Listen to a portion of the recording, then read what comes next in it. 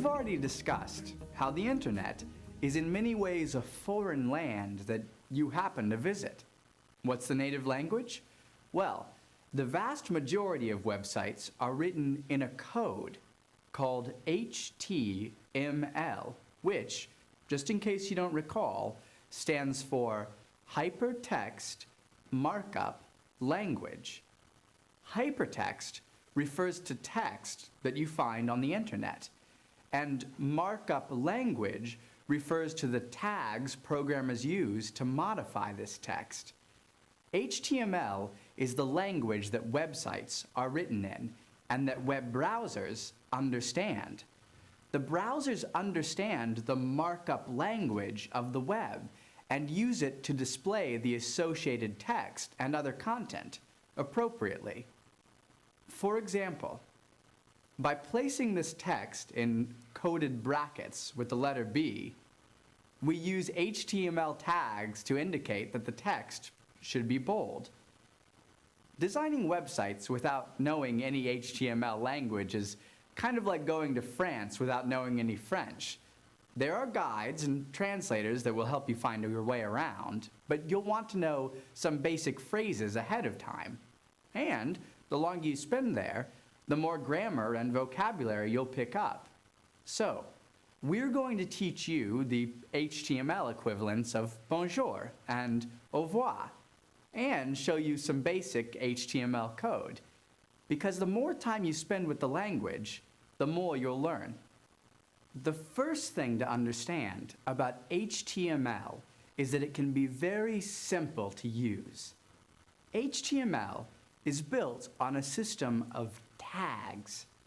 Tags are formatting codes that are used in HTML to determine the structure and presentation of information, which is a complicated way of saying that tags are what we use to define how stuff looks.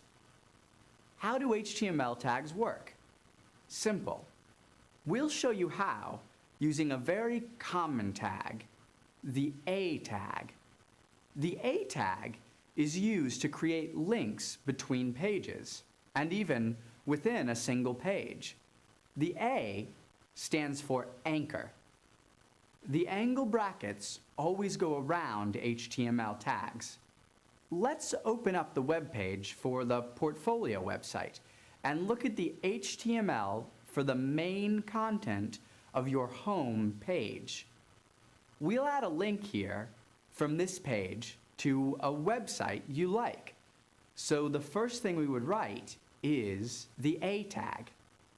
However, just writing the A tag doesn't give enough information. We need to add an attribute. An attribute in HTML adds important description to a piece of code. It's like an adjective in grammar. We can use attributes to define anything, from how big our text is to how wide our table is. How? When we input an attribute, we always follow it with an equal sign and quote marks. Within those quote marks, we put the value of the attribute. A color, pixel size, anything. We refer to this as defining the attribute. So, back to our example. We need to add an attribute to our anchor tag that describes where the link should go to. The attribute we're going to use to do this is called href, followed by an equal sign and quote marks. Href is short for hyperlink reference. Hyperlink reference is just a complicated way of saying a link. Now that we've written our href attribute, we need to define it. We should use the URL to which we plan to link as this attribute's definition. So, put the URL of the website we want to link to in the quotation marks. Note how the attribute is contained inside the brackets. Now we need to input the text we're transforming into a link.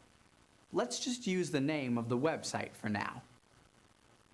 And now comes the most important part of our HTML code, the closing tag. The closing tag is absolutely necessary to HTML because it tells the HTML when things should stop. If we forgot to include the closing tag for this HTML, then all the remaining text on the page would be included as one big link to Nortel Learn It. A closing tag is created by taking the start tag, getting rid of all the attributes, and putting a slash before the letter that defines the tag. We write /A after the link text. And when we look at the HTML inside a web browser, we'll find that we've made a working link from scratch. Tags and attributes are the basics of using HTML. All HTML code is built on these exact principles. So, what are some other useful tags we might want to know for later? Well, if we want to take some text and make it italicized or bold, we would just insert the I tag, I for italics, or the B tag, B stands for bold, at the start of the text we wish to format. Then we'd place the closing I or B tag at the end of that text.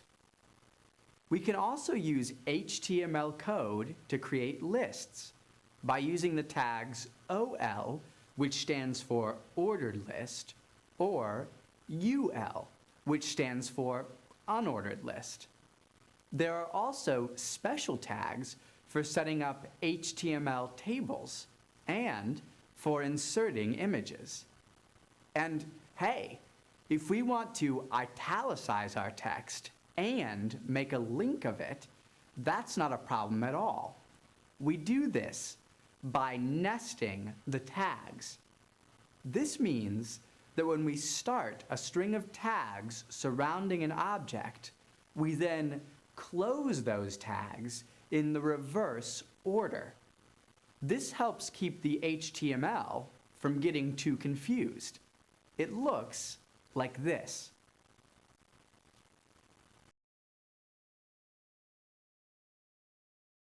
There are literally dozens more tags to learn, but we're just getting started with the language, and we don't want to freak you out, because there's really no reason to. You might never need to use HTML yourself, but knowing a bit about it makes it possible for you to know how HTML works, and why it might not. Most problems with websites are caused by broken HTML code.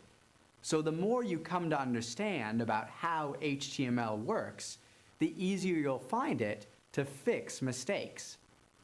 For example, what's wrong with this HTML code? If you said that the tags weren't properly nested, you'd be right.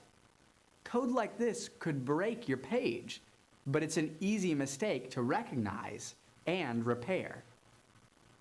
If you're interested in learning more about HTML, you should check out the official website for the organization that's in charge of setting up HTML standards. You can find it at www.w3.org. You could also just look at the source code for any web page.